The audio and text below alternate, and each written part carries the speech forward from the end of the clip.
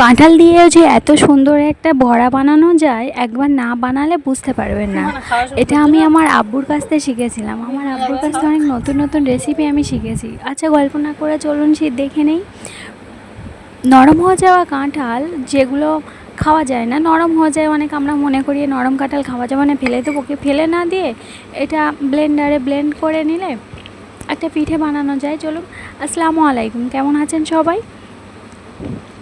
প্রথমে আমি নরম কাঁঠালগুলো মিক্সার গ্রাইন্ডার দিয়ে ভালো করে মিক্স করে নেব।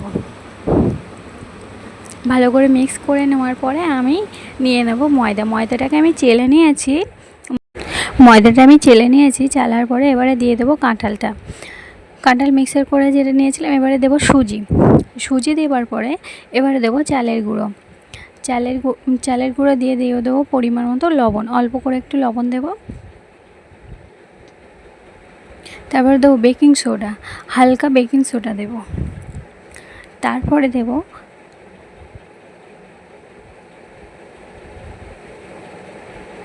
কালো জিরে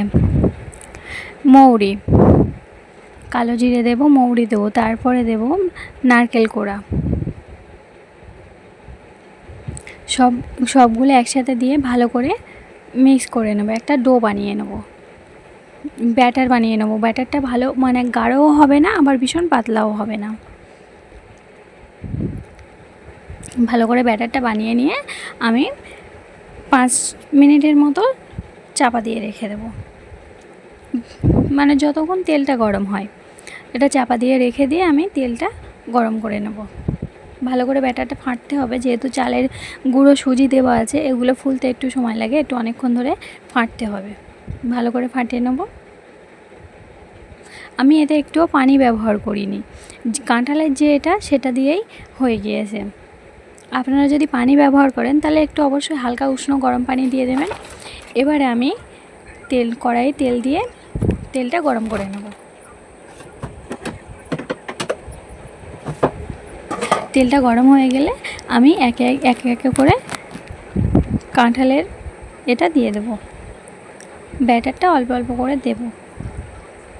আপনারা যেরকম সাইজে, মানে যেরকম আকৃতি করবেন দেবেন। আমি চামচের সাহায্যে দিচ্ছি। চামচের সাহায্যে একে একে দিয়ে ভেজে নেব। ভালো করে লাল লাল করে ভাজতে হবে। তবে ভাজার সময় অবশ্যই চুলার আঁচটা অল্প থাকবে, একদম হালকা আঁচে ভাজতে হবে। তাহলে এপিট ওপিট ভালো হবে, ভেতরটাও সুন্দর হবে।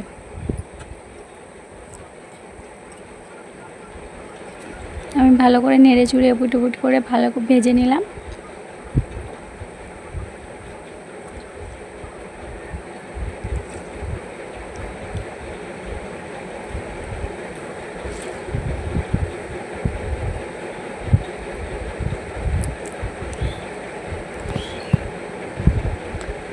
লাল লাল করে ভাজা হয়ে গিয়েছে, এবারে আমি তুলে নেব।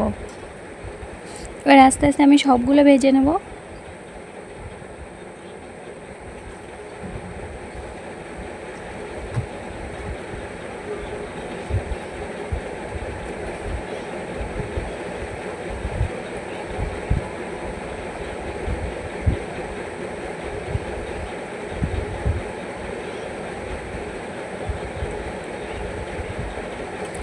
আপনারা কে কোথা থেকে আমার ভিডিওটা দেখছে অবশ্যই কমেন্ট করে জানাবেন।